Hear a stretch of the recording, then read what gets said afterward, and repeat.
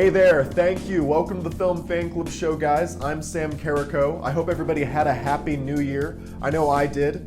This year, we're trying to make the Film Fan Club a monthly show. I figured that would give me a little bit more time to make each episode as good as it can be, and half my audience is probably already used to something annoying popping up once a month.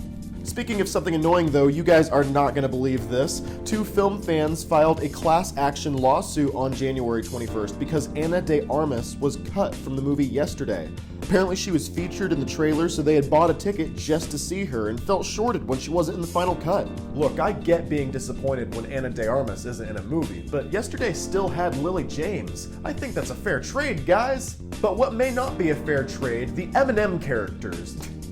You knew this was coming. The M&M characters received an update 2 weeks ago, giving the green M&M a less feminized look. They switched out her heels for sneakers, she's wearing less makeup now. Apparently a lot of people were upset that the green M&M wasn't sexy anymore, and you know, as the saying goes, when they came for the M&Ms, I said nothing, because I did not want to fuck M&Ms. But then they came for Minnie Mouse. Let's move on.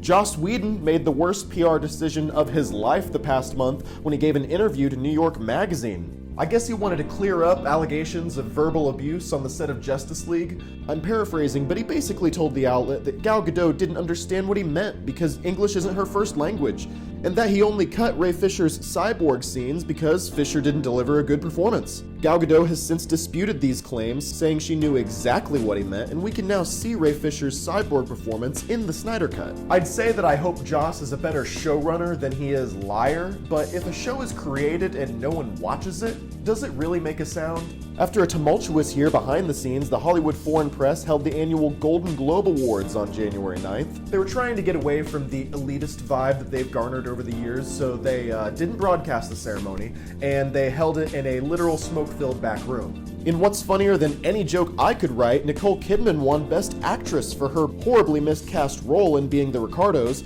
and West Side Story, which wasn't even the best musical of the year, won Best Picture, Musical, or Comedy. Power of the Dog won Best Picture Drama, and I guess that's fine. Finally, what is considered to be the gold standard in Hollywood, the Academy Awards will release their full list of nominations tomorrow, February 8th. Of course, we'll be following the awards closely for you here at the Film Fan Club show, but first, before the awards nominations even come out, as a public courtesy, we wanted to tell you about the best movies of the year before the Academy does. We have got a great show for you lined up, guys. Our panel of experts will break down the real best pictures of 2021. Let's get right to it. Okay, let's meet our panel. Joining me now, returning friend of the show, pop culture writer for the Tulsa World, Jimmie Tramel is with me. Hey, Jimmy. Hey, how are you? It's good to see you again, and I'm doing quite well. Also joining me is newcomer to the show, but a good friend of mine, screenwriter Lenny Schwartz, currently working on his directorial debut. Lenny, how are you? Not bad, Sam. How you doing? Good to meet you, Jimmy.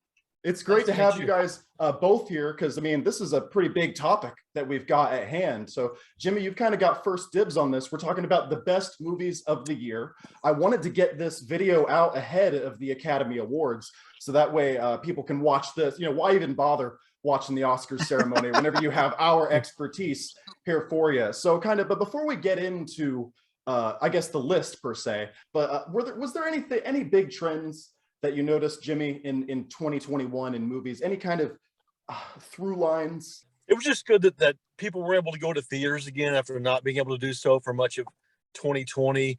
You know, in a lot of these movies, you know, they're available streaming and at the theaters, so you don't know, you know, will theaters really bounce back? And I showed it. What the Spider-Man movie showed is if you put something out there that people can't wait to see in the theater, that they'll go back to theaters. Did you spend a lot of time in the theater, or were you mostly streaming this year?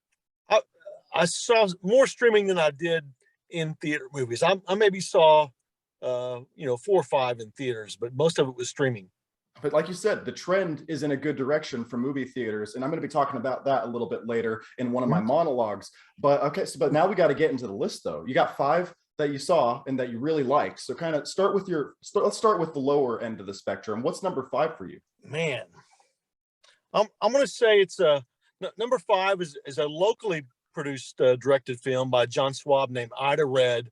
It's more of an indie film. His next film, Little Dixie, just got picked up to be distributed by Paramount. But John Swab makes films in Tulsa, And Ida Red is a really like hardcore crime action movie with really good characters, really good performances. Melissa Leo, Josh Hartnett, and some other folks. There's a scene in there that Promises is the song. Naked Eyes is the band. And if you saw Reservation, I'm so big into Reservation Dogs. If you saw Reservoir Dogs and saw the Stuck in the Middle with You song, there's a scene in Ida Red where they go promises, and you have the same feeling. Like, I'll never be able to hear this song again without thinking of the movie, which was the same way it is with Stuck in the Middle with You and Reservoir Dogs. But I'd put that at number 5. I'm glad that you mentioned in Ida Red, because I really wanted to see it this year and I just didn't get the chance to. So I'd be curious, is it going to be available for streaming or something anytime soon? I think it should be available for streaming at this point, because it's been a little bit since it's been out. I think you can find it now, but I'm not for sure. And like you said, Little Dixie wrapped filming this year, and it's been picked up by Paramount. Yeah, big deal for John Schwab. Congratulations to him, Tulsa filmmaker. I have a knack for not seeing the Oscar movies. I don't think I've seen an Oscar winner in like 30 years. It's unbelievable. I have a streak going. I used to be a Heisman Trophy voter. I had the same streak going, and I never picked the Heisman winner. So it's just my gift in life, I guess. But I saw 2 of the Oscar nominated films last year, Minari and Judas and the Black Messiah. Really strong performances in Judas and the Black Messiah, and really like Minari in the fact that I have some bias there. The part of the movie was filmed in Rose, Oklahoma. It's a tiny, tiny town west of Locust Grove before you get to Leeds and Little Kansas. And my grandfather had a farm there, a dairy farm there. So I can't separate the bias of Rose, Oklahoma from Minari. But I really enjoyed it. It's a good movie. I know people don't dig subtitles sometimes, but it's worth the subtitles to see the movie. Well, it's a really important story too, I think. It is, yeah. Yeah, it's one man's versions of the American dream. It's not all the same for everybody, but it's a really, really strong story and autobiographical. The gentleman who made the film. And now that you mention it, both of those actually are really, really important stories. Judas and the Black Messiah and Minari. Judas and the Black Messiah, I didn't get a chance to see Minari. Again, that's why we have you here, Jimmy. But Judas and the Black Messiah is on my list as well. But what else do you got? I'm gonna go with the Oklahoma angle again. There was a Western film this year called Old Henry. Phenomenal film. Yeah, it stars Tim Blake Nelson as in the lead role in this Western film. And Old Henry, man, he's got a secret. He's a farmer, and some guys come and give him a hard time, and they find out you really don't want to mess with Old Henry because he's got something in his backstory that you don't want to mess around with. But I really enjoyed it. Now we got to have one more to round out your 5. Yeah, I'm going to throw Spider-Man No Way Home in there. Woo! It was really great how they tied in all the past, Spider-Man movies in there. There's a nerdy part of me that wishes they would have brought in Nicholas Hammond from the Spider-Man TV series in the 1970s, just to have one more Spider-Man, or maybe even the really the Spider-Man from Electric Company who never said anything, but there were word balloons above his head, just to get them all in. I was hoping for Miles Morales myself. I was hoping for a Miles Morales one. I thought that would have been really cool, a really good introduction. They gave us a little hint. They said maybe in the future. Yeah. 1,000% I wanted Miles Morales in there because I own a Ultimate Fallout #4. So for personal, selfish reasons, I wanted a Miles appearance there. But we'll get more Miles. There's a new animated Miles movie coming out next year. Can't wait. Can't wait. I'm going to throw in kind of another one in there, honorable mention, in that I had this weird year where I liked the movies not as good as other people. Like everybody loved this movie and I liked it a little less, or everybody didn't like this movie and I liked it a little more. And I was that way about Stillwater. It seems like Stillwater was not really critically acclaimed, but I just liked it more than most people. Yeah. I remember we had you back on the show. What was it? Probably in like September or August. You were really waving the flag of Stillwater. And I was really sad to see that it didn't get quite the attention that it was really shooting for. But yeah. Jimmie Tramel, thank you so much. That was a pretty great list. Do you want to drop out now, or do you have a couple more minutes? I can hang on for a couple more minutes. Okay. Well, briefly, is there anything in 2022 that's got you excited? Oh man, they keep moving. I'm curious about the Batman. Me too. You know, Me too. because you know, the Batman films have been so hit and miss. Love the Tim Burton movie. Didn't dig much of the rest of that franchise. Love the Christian Bale Batman movies. Just thought they kept getting better and better and better. I'm just curious to see what they do with this next incarnation of the Batman, and hopefully half the film is not the origin story. Because at this point, I think everyone knows the origin story of Batman. Mm-hmm. Right. Big time. And programming note, I guess we should point out that the next big episode after this one for the Film Fan Club show that we're going to be doing is going to be The Batman. We haven't quite got our guest list figured out for that, but in March we will be doing an episode of the Film Fan Club show about The Batman. Before we move on with our best pictures, I wanted to throw in some smaller categories. Of course, the Oscars has their categories like Best Editing, Best Musical Score, Best Original Screenplay, and so on. I wanted to give my own take on these. Without further ado, the award for Best Movie Score goes to The French Dispatch, directed by Wes Anderson and Alexandre Desplat. The award for Best Soundtrack in 2021 goes to Edgar Wright's Last Night in Soho. I was captivated by the score, and I've constantly gone back to it, and of course revisited Baby Driver as well. We're going to talk about this movie more, but for Best Ending, the award for Best Ending goes to Red Rocket. You don't have to see it. Without spoilers, I just want to say this is something that had me on the edge of the seat. And when it ended, oh my gosh, it ended at the perfect second. I wanted to know more, but also I didn't want to know more at the same time, which is exactly what you want from an ending. A perfect story perfectly encapsulated. The award for Best Crowd Pleaser in 2021 has to go to Spider-Man No Way Home. Just on sheer audience participation alone. I've said it before, I don't think I've clapped more in a theater than in Spider-Man No Way Home. It was an experience that we go to the cinemas for. Best Crowd Pleaser, Spider-Man No Way Home. This one is not a movie, but I have to talk about it one more time as we look back on 2021. Our Film Fan Club Show award for Best Television Series in 2021 goes to Midnight Mass. This is, I think, a 6, 7, 8 episode miniseries from Mike Flanagan that previously did, he's the showrunner that previously did Haunting of Hill House, The Haunting of Bly Manor. He did Dr. Sleep, the Stephen King adaptation of the sequel to The Shining. This is something that captivates you and scares you. It's emotionally resonant, but also thrilling to watch. I highly recommend Midnight Mass, and unfortunately, I can't recommend this next thing, our biggest disappointment in 2021. The award for biggest disappointment in 2021, for me anyways, goes to Dune. Denis Villeneuve's new epic adaptation, of course, of the novel really was hyped up for me, and being that it was only part one, an adaptation of the first part of the novel, I guess, it felt very disjointed and something that I just couldn't really sink my teeth into the way that I wanted to. Hopefully when his trilogy is complete, I'm a little bit more satisfied. Now back to the show. Lenny, I'd love to hear if you have any honorable mentions, or what did you notice about the direction of movies kind of this past year in a broad basis? Oh man, I think like Jimmy said, I think a lot of it's moving. I think theaters, if the theaters can come back, what they need to do is actually give us content like Spider-Man, something that feels like a big event. I think Affleck said something along the lines of, oh yeah, it's going to be Marvel movies, or that's going to be superhero movies.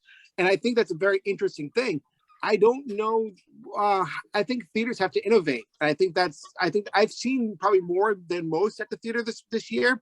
I thought the Godzilla Kong, while it didn't make much sense, was wonderful. I mean, I really didn't. I had fun with it though. Yeah. I mean, who cares? I mean, just want to see these two things fight. Who cares about anything else? Just let these two beings fight. Who cares? And I thought he did a great job.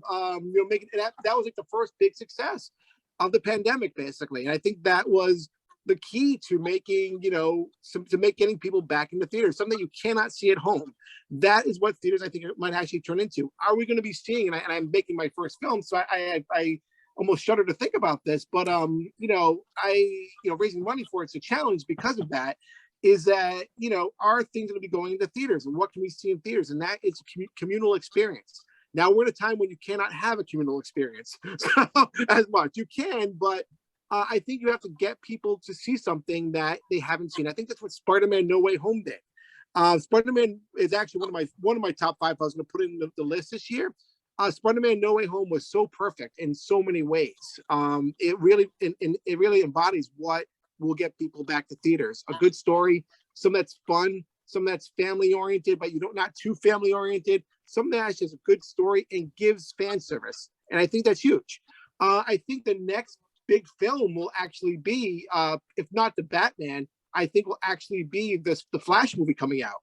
I think the Flash movie will have that fan service. We'll have Michael Keaton as Batman, has Ben Affleck as Batman. Even though those other movies aren't his fault, this gives all the Batman in one movie. That's something to really be excited about and not stay home for, and actually say, hey, you know what? I'm going to risk my health to go see a movie, or just have the idea to get over that fear of saying, well, I could just see it at home 17 days later. What's the point? I do think that we'll see theaters maybe drop off, which is depressing to think about, but I think we'll probably see these multiplexes kind of like, dissipate maybe a little bit more. But it really depends on what studios put forth and what content is going to make us come forward. Yeah, I also, you guys have been pointing out some movies that are on my list. I got Judas and the Black Messiah, number 5, Spider-Man No Way Home at number 9 on my list, even though we're only doing top 5s here. But Spider-Man No Way Home, you guys both put it on your list. It's on my list. Yeah. It's never in a million years going to get nominated for an Academy Award. Oh, no. But why is that? Well, I think it's sad and it hasn't, because I think the problem is, I think for many Oscar viewers, there's this many Oscar I think if it got nominated, I think the award show would be huge, and I think people would be excited to watch it. Actually, oh my God, Spider-Man's gonna, Spider-Man got nominated. I can just picture the Oscars being really exciting, and then we can go back to Spider-Man, whatever that Broadway show is, and watch people falling from the ceiling. I think it'll be an amazing Oscar show. I think we'd all watch it, and the ratings would be through the roof. But I get that cast back to do that. With Reeve Carney, but I don't know, man. Was it Spider-Man Into the Dark? I think it was. Yeah, do that on the Oscar night. I guarantee you, ratings will be bigger than the Super Bowl. But I think that Hollywood has this idea that films, in a sense, they have to have this important message to be an Oscar film. But I think it does have an important message. I think it has everything that makes a good movie. I think it's up there. I know it's going to sound terrible, but I think it's cinematically up there with some of the biggest ones that have won in past years. Like, what is one in the past years? Let's see. People I'm just thinking Black Panther was nominated. I can kind of spoil it, I guess, now, because I think people have probably seen the movie, but if not, drop off now. I think that, hang on a second, I'll let them drop off in case they haven't seen it. Spoiler. Andrew Garfield gives an amazing performance in that movie. Like he does. I think that, it's one of the most moving moments I've seen in cinema history in so long. And I think he should be nominated for that. I think he should be nominated for the Tick, Tick, Boom. I think he's great in that. I don't know if have you seen Tick, Tick, Boom? I have. His performance is really good in it. I would nominate the movie, but I would nominate me neither. him. Yeah, I agree. I think the filmmaking is very shoddy. It's Lin-Manuel's first movie, so I'll give him a little bit of pass. I just won't nominate him. Maybe in the future, but Andrew Garfield. Maybe in the future, yeah. I feel like he has talent as a filmmaker. He could get there. But it was so choppy. It was just like it was a Cliff Notes version of everything. And I'm like, I want to see the emotion of everything. If I was going to nominate 5 movies for the year, I think Spider-Man would be on there. I think Licorice Pizza I think that would probably be number 5, honestly. Okay. I think it might. I have Licorice Pizza at number 7. So I think it is kind of interesting, because I do think that's a front runner for the Best Picture, actually. So why? Really, I think so too. Why is it not your favorite? Yeah, well, the reason I say this, I think it's a front runner, but I think it's more important. Things, quote unquote, more important will pull forward. I think that if it's going to win in any category, it'll be best screenplay, actually. Yeah, I can see that. Best screenplay. I think that's between that and Belfast, which I really like Belfast too. The problem with Belfast, I thought it was wonderful. I think Jamie Dornan gives a great performance. I think the whole cast gives a great performance in that film. The problem is that I feel like Kenneth Branagh almost got there, and I feel like it was so close to getting there. It's a beautiful film, and it's beautiful, and it's wonderfully done. Expert film. He didn't quite get there, and he came so close to getting there that I felt like I was like, I almost got there, Yeah. And I feel like the reason why I don't think Licorice Pizza will win Best Picture, and it's going to sound terrible, I don't think the main performers are very strong. Honestly, I think Cooper Hoffman, so good. I think Cooper Hoffman has a future in there. I think he's great. I think what's her name, Elena Haim, or whatever her name is. Yeah, Elena Haim. I can never. I said this. I said this when I saw it. I said, I don't think that at any point that he was actually in love with her. and it sounds like she was the object of his affection. And maybe I was wrong. Maybe I don't feel. Maybe some people would feel that way, but I felt like she wasn't all there for that performance, all that for that. So yeah, the reason that it's not higher up on my list is also because I just have a really hard time getting on board with the relationship. Not necessarily. Right. I think the boy is not. I think he's a 15-year-old boy, so he's like infatuated with her. Right. She is supposed to be in a very different part of her life, and the nuances of that, of what's going on there, and her it wasn't clearly kind of. Me too. That was my problem. Yeah. It's a really well-made film. It is number 7 of the best movies of the year on my list. It's way better than a lot of other movies. It's a really well-made film. It's just it leans so much on the main performances and the relationship between those two actors. And there's some weird morality stuff that the movie doesn't really care to go into that I kind of wish they would have more. But also, the performances are really, really pivotal there. And I think that, I kind of like what we said with Lin-Manuel's directing style. I think these two actors are going to be great in the future. Just not there yet. They're not there yet, and I felt that really hurt the film very. In some regards, the script is wonderful, though. I do believe that I would say number 5 for me. Number 4, I would probably put. This might go either way when I say this. People might get mad and might get really happy. I think Don't Look Up, actually on Netflix, is my number 4 film. That's so interesting. Yeah, and so the reason I say that it's not because it's not actually because I'm saying it's for the film. I think there's a lot of great filmmaking in there. I think there's stuff that's really amateur in that film. I also think that it's a very easy film for people to say, it kind of pushes that button, but it does it in such a way that it's almost smug about itself. Oh yeah, big time. Yeah, and it really is. And Adam McKay has made better films, let's be honest. He really Vice is way better. The Big Short is miles better than this. That's I guess why I was so let down by it, because I like the movie. I like Leonardo DiCaprio. Me too. And so he usually picks his before. I like even the message of the film. Like, I'm not pro climate change or anything. It's it felt very hammy and choppy. Yeah, I felt the same. But you like it more than Licorice Pizza, though. I'm interested by that. What is everybody else missing? They could flip on any different day, honestly. The reason I say that, it really is interesting to watch a film peeve so many people off and get so passionate about a film that's on Netflix, fighting online, doing things. I mean, honestly, they could go back and forth. I think the script, it needed some work. I think it could have been a 2-hour film. It could have cut out 45 minutes of that film easily. And I actually thought a lot of it was, it kind of allows people almost in a very, and like I said, very smug as a filmmaker. I wonder what Adam McKay will do next. And I wonder how it will be received. I think he might go the way of a Sam Fuller, where all of a sudden, like, he releases, White Dog, and all of a sudden his filmmaking, goes really downhill. I think it's an important film to see, because to get in that debate, there's nothing new in it, though. There's absolutely nothing new in it. So maybe 4 and 5 are kind of like back and forth kind of things. Okay. I think number 3 for me would probably be Belfast, actually. I really like Belfast. I think it was I said it didn't quite get there, but there's so many great moments in that film that I just think really work just tremendously. Man, I thought I saw a lot of the movies that were some of the best movies, top tier movies of the year this year, but I didn't see Belfast. I didn't see a lot of what Jimmy mentioned. Did you say Kenneth Branagh directed? Kenneth Branagh directed it. It's really wonderful. Like, I think that he does this wonderful black and white photography in it. It's absolutely beautiful. And I think that it really just has a really wonderful there's a really wonderful way about it. It really does. And it's just really like, I think the script needed that little bit of a kick to get to that next level, though. I think, like, he was almost guarded about his childhood, because it's about Kenneth Branagh's childhood. So here's my childhood.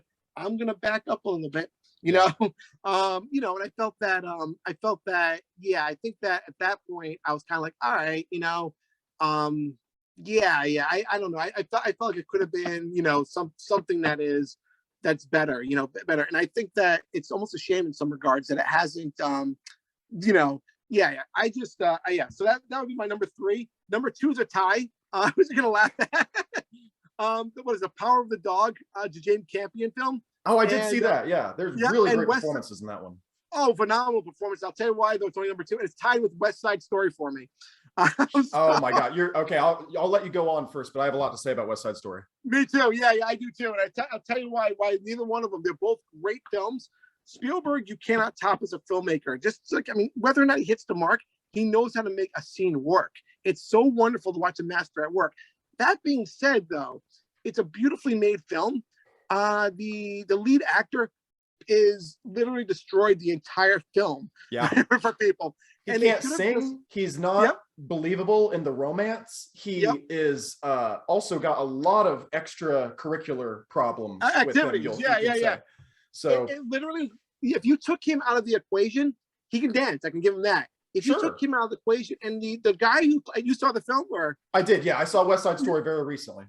yeah, the guy who played I can't think of the character's name now. The guy who played his friend, he's a Broadway actor. I thought he was phenomenal. Max Foster, whatever his name was, or Mike Foss.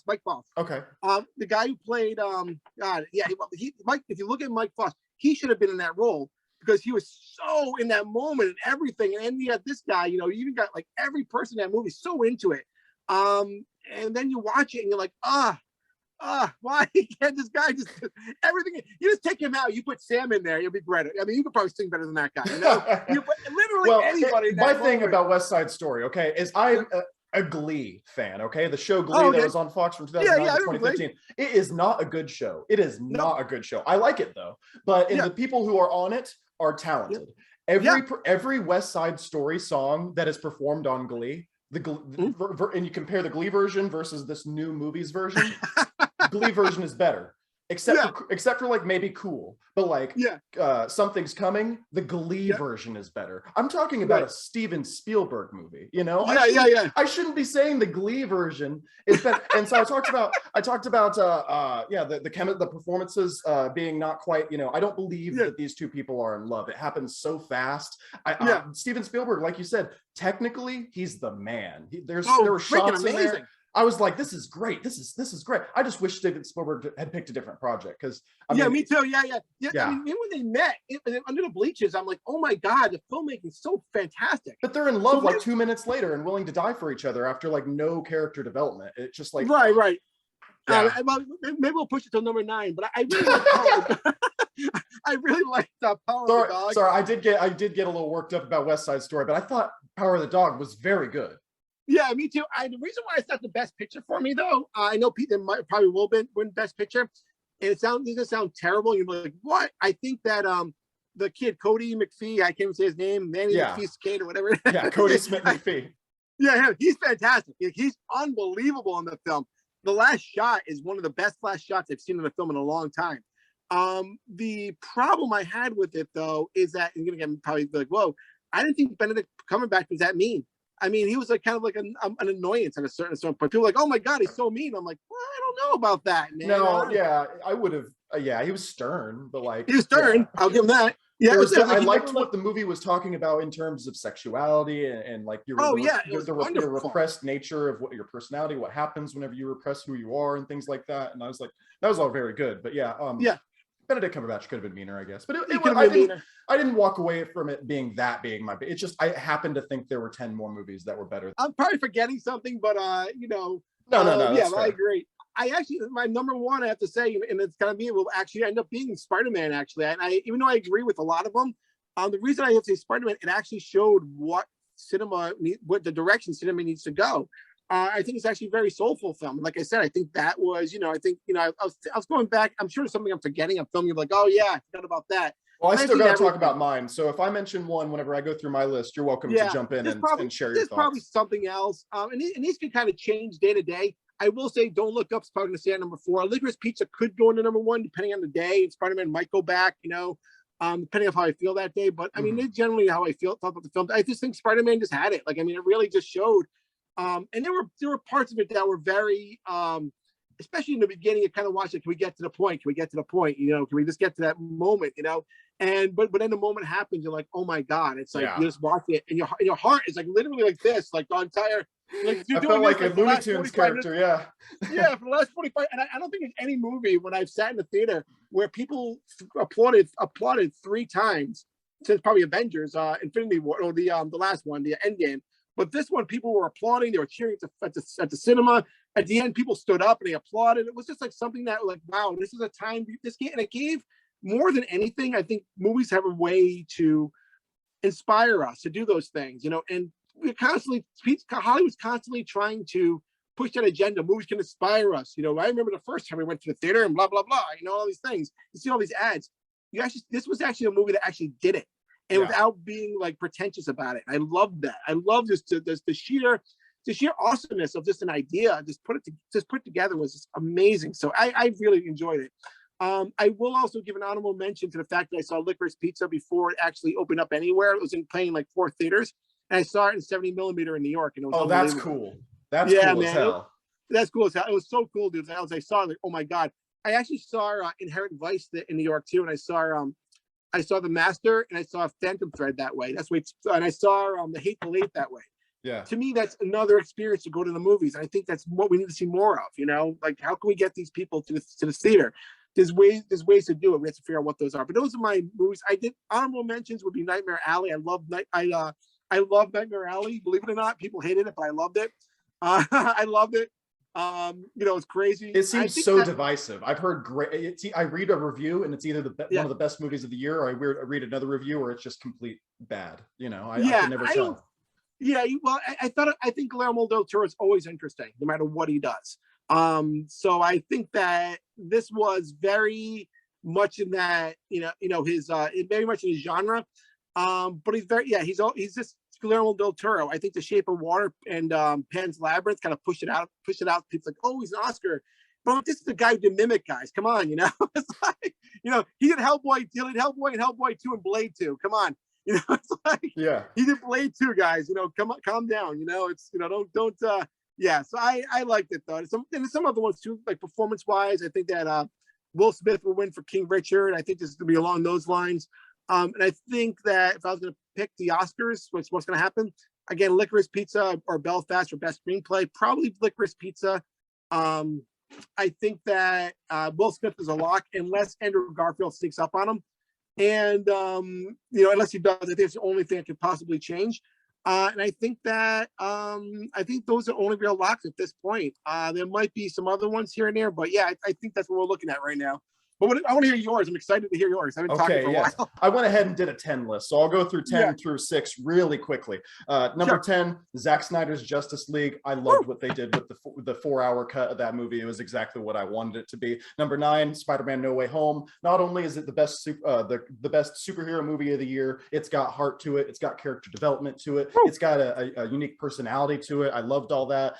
Number 8, Licorice Pizza. We talked about it at length. It was really good. Has some problems. That's why it's not higher on my list, but I think a lot of people will like it more than I did. Number 7, Nomadland. I saw it in 2021. I think it was released in 2021. It won the Oscar this past year, at the Oscars for Best Picture. So it's just a really good film. Number 6, I wish more people would see this one, Last Night in Soho, directed by Edgar Wright. I loved it. Unbelievable film. Yeah, oh my gosh. I loved director Edgar Wright's style that he brought to it. I loved Matt Smith in the movie playing a completely despicable character. I loved Anya Taylor-Joy. I expected to be a joy, forgive the pun, but I didn't expect Thomasin McKenzie, who was also in The Power of the Dog. Thomasin McKenzie is the lead here in Last Night in Soho, and she is just great. A lot of people have criticized people have criticized the third act of this film, but the third act is kind of where I had the most fun. It just goes it goes completely off the rails, and I think that's kind of depends on who you are when you watch it. Right. It's my 6th favorite film of the year, and kind of like you guys have been talking about,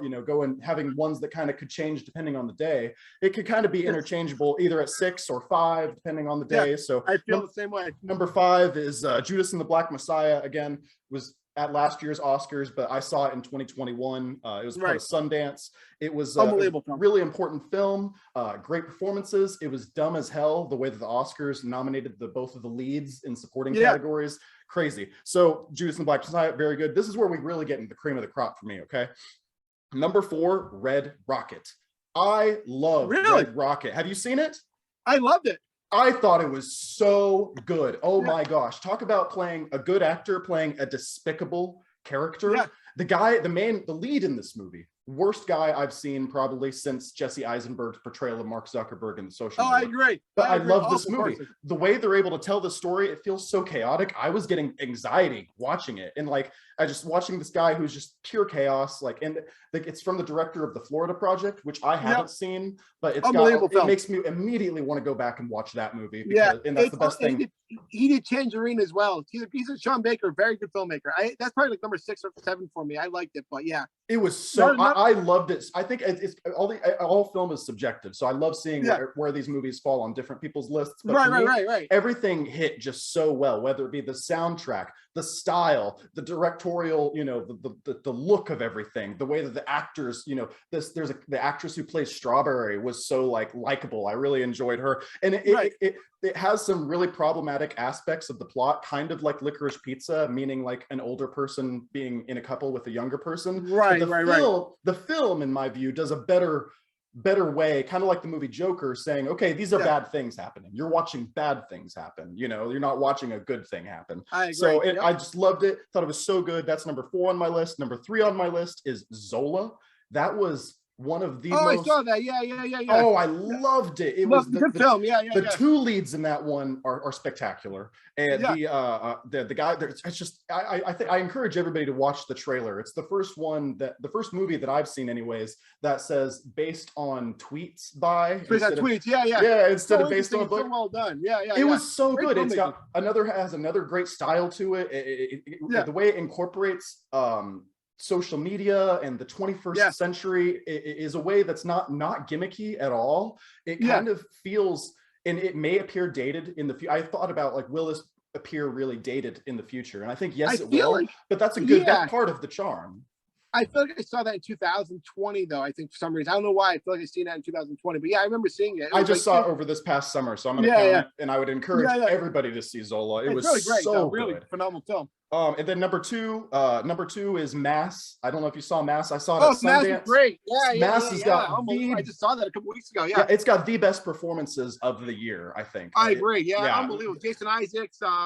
Oh God, what's her name? Ann Dowd. Ann Dowd, she was supporting actress this year. She's amazing in it. Yeah, unbelievable. Yeah. It is so good. It was unbelievable. It blew my mind that one of the first movies that I saw this year was one of the best movies that I saw this year. Not that there were bad movies this year, but like it just set the bar so high. I was so impressed by Mass, and also I got to see it at Sundance. You know, so you know. Oh, nice.